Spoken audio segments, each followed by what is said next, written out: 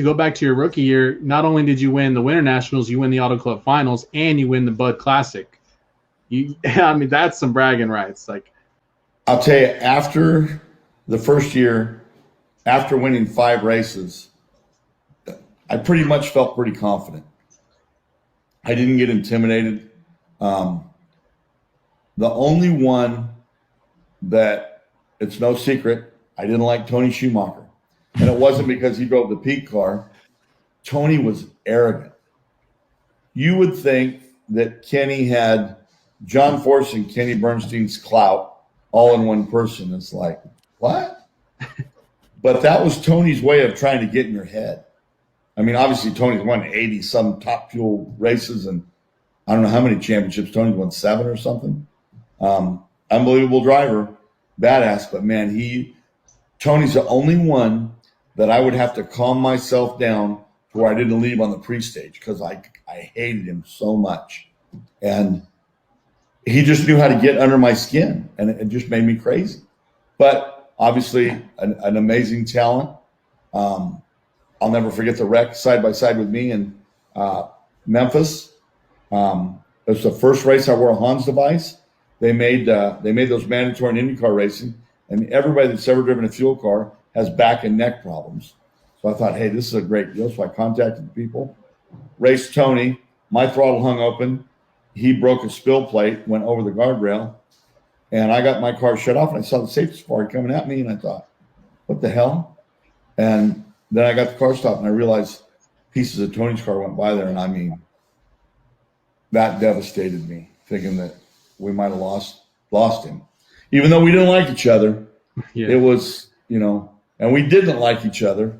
Nobody wanted to see anybody get hurt on that one. And then in the final, Larry Dixon broke the car in half, and there was a tape somewhere of me getting out of the car and sitting on the guardrail, and I said, I'm done. I mean, it's almost like Prudhomme when he, the front engine dragster came apart and went from it. I mean, you're with these people more than you're with your family most of the time. And most everybody gets along. Obviously we buried the hatchet long after that, or shortly after that, but nobody wants to see anybody get hurt. Everybody's got families. Everybody's got people that you just don't want to see that. You took in the place of the late, great Blaine Johnson, and you witnessed this in the lane next to you. What kind of fear or what kind of thoughts were put in your mind and in your family's mind? My wife was always really good. My wife could really care less if I won or lost. Her big thing was the parachute's open at the end. That's all she cared about. Knowing that you're done and you're stopped. And obviously things didn't work out that way. We had a few pretty big ones that I probably shouldn't have walked away from, but, it wasn't my time. In my mind, after Topeka, the first crash, I honestly had myself brainwashed into thinking it's not going to happen again for 10 years. 10 years, I'll be over this. I'll be gone. Because it's not like they crashed them on a regular basis. Then we go to Chicago, blow a tire on the lights, take the wing out, upside down again. Came back with a spare car and won that weekend. That was pretty big. Mm-hmm. But the one that in Brainerd, when that car dropped the valve, blew the tire, and I came across and hit John Smith, that should have killed me. But John hitting his car turned me around and kept me from going over the guardrail. And then John breaking his leg and his arm and all that hurt. Seeing him get hurt, being an innocent bystander, that's when I said I'm going funny car racing. I am. Really? It was a big deal for me. And I remember telling Graham Light and Ray Alley, I don't even remember if we tested. I think we did. We tested in Indy the week before the Nationals. And I remember going up to Graham Light and Ray Alley, and I said, look, I understand the dangers involved. I knew that when I took this job on. But there's a couple of things we need to work on. When a top fuel dragster blows an engine, it takes the tire out, the tire comes apart, takes the wing out, and you're going for a ride. I understand that. Two things need to happen. We need to build some kind of a downforce ground effects next to the driver that if the rear wing does come off, it keeps the car to where you can drive it and keeps it from flying through the air. And it's also a crush zone because you're in a car and there is no crush zone when you hit that concrete barrier at 100 miles an hour, let alone 330. And at that time, I think 325 was the biggest speed we'd ever run. But the other thing is, if you get over that guardrail, the I-beam scoreboards, we need to move the scoreboards back 20, 30 feet and then make them like a goalpost, around the edges. And then if we need a scoreboard, then you can see it like that. And I remember Graham telling me that, Scelzi, if you're scared to drive that car, there's a long line of people that will drive it. Huh. And I remember showing him the number 1 sign, him and Ray Alley both, and told them that they could go do something to themselves. And I'm going funny car racing. And I'll never forget that as long as I live, because they thought that I lost my mind. I still, to this day, think the scoreboard should be moved. I think it's stupid the way they are. It wouldn't cost a lot of money to do.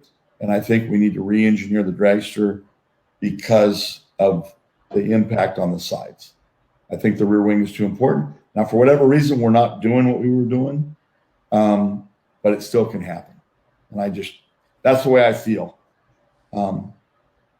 It doesn't seem to me like we're revolving like NASCAR. Of course, we don't have the money and things like that, but we got a lot of technology. I know Ford really jumped in when John's cars came apart with Eric and things like that. They spent a lot of money and a lot of research. And I don't know. I just think there's a lot of things that can be done. I think there's a lot of things in sprint car racing that I can't say a lot because my kids race and I don't want to ruin it for them. But, I still am pretty vocal about openings and things like that. Safety is still a big thing for me with everything.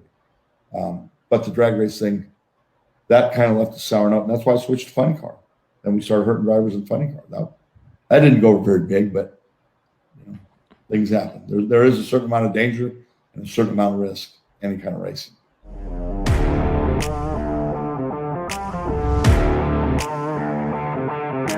Well, we had an older funny car. It was what Bruce Sarver drove, with the E-Mula funny car.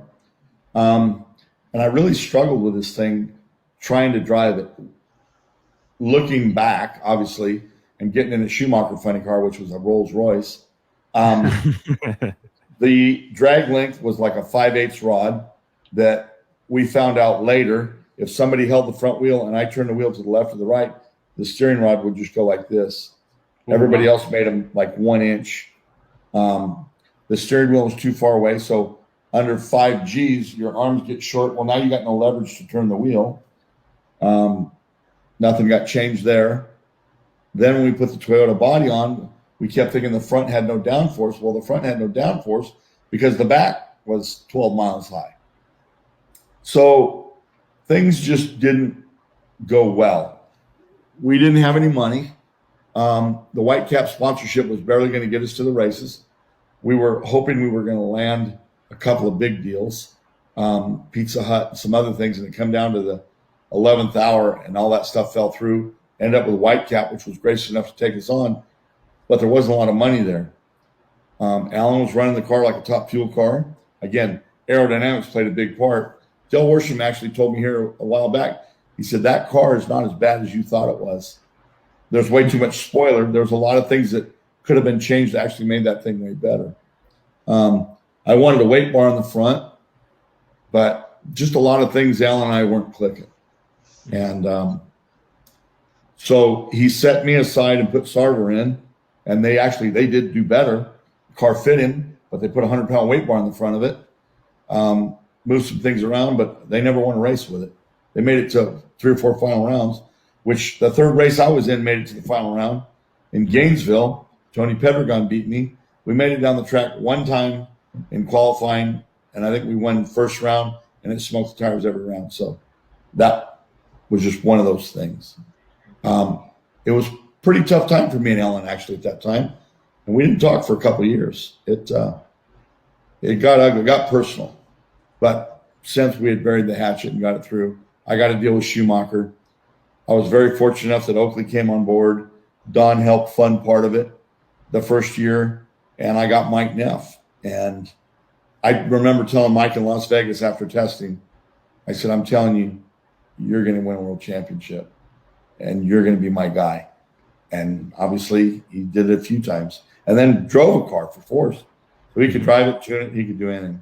I don't talk to Mike much now, but watch the Tasca boys.